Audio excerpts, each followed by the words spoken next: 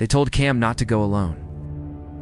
Locals had stories about the Grove of the Patriarchs, a sacred stretch of ancient trees hidden deep in the shadows of Mount Rainier. Trees wider than trucks, older than memory. Some said the grove listened, some said it whispered. Others said it watched. But Cam wasn't there for stories. He was there to scatter his father's ashes.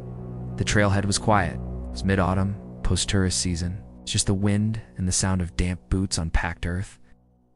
Cam carried the small wooden urn in a backpack and walked beneath the canopy. Lost in the dappled green silence, it felt like stepping into a cathedral. The trees rose like pillars. Some over 1,000 years old, moss-draped and gnarled with time. Their roots curled like sleeping giants. Ferns carpeted the forest floor. A wooden suspension bridge crossed over a lazy stream that shimmered in the filtered light. Cam paused at the bridge. The wind stopped. Everything went still. The other side felt different, not just quieter, heavier, as if the air itself had thickened. Cam pushed on, deeper into the grove. The trail curved and narrowed, threading between massive cedar and Douglas fir. The farther he went, the more he noticed something strange. No birdsong, no insects, no animals, just trees, watching, waiting. He found the perfect spot. A fallen log beside a clearing where 3 massive trees stood in a triangle. Their roots woven together like fingers holding hands. The forest floor was covered in golden needles. Sunlight pooled through the canopy above like melted glass. Cam sat down and pulled out the urn. "Hey, Dad," he said softly. He unscrewed the lid, his fingers trembling. "I made it. You'd have loved this place. It's quiet, beautiful, weird too. It's kind of like you." He scattered the ashes slowly, the wind catching them and drifting them through the beams of light. Some landed on the roots. Some vanished into the ferns. Cam exhaled and sat back. Then he heard it. A whisper. He froze. It wasn't the wind. It was too soft, too deliberate, like breath in his ear. He stood quickly, turning in a slow circle. "Hello," he called. Nothing, just trees. And then movement. Something stepped behind a trunk. Large, silent. He didn't see it, but he felt it.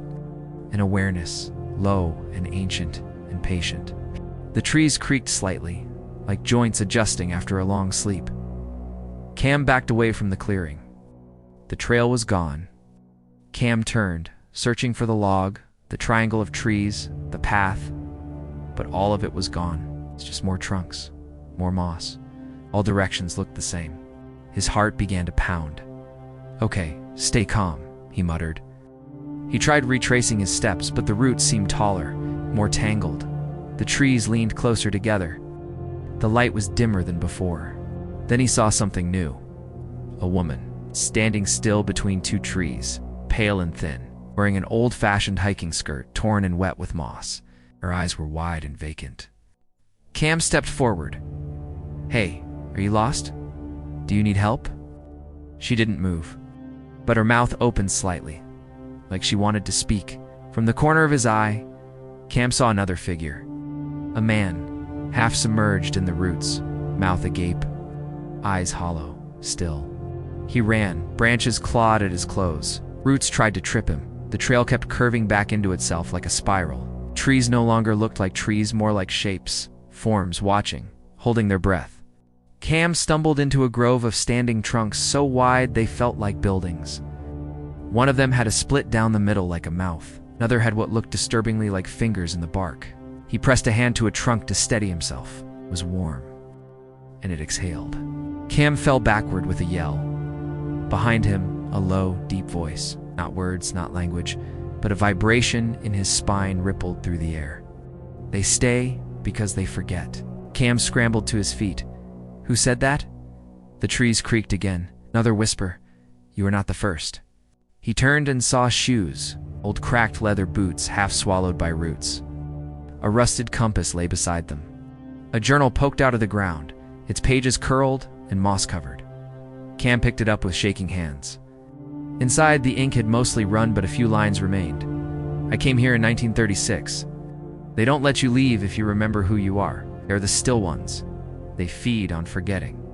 Cam dropped the journal.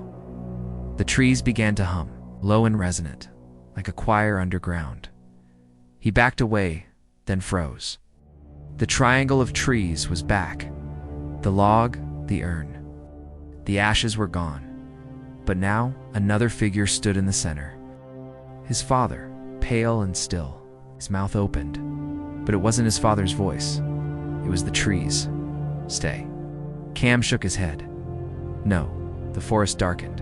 The roots shifted. Stay. He turned and ran faster than before, pushing through branches, leaping over rocks, his breath ragged. The trees howled behind him, then the bridge. He sprinted across. The second his foot touched the opposite side, the wind came back.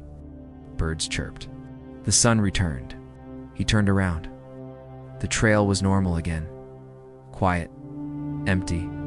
Cam didn't stop until he reached the car. He sat behind the wheel for an hour, just breathing. That night he drove straight home and never spoke of what happened. But he dreamed, every night, of the woman, the forest, and the whisper in the trees, "You'll come back."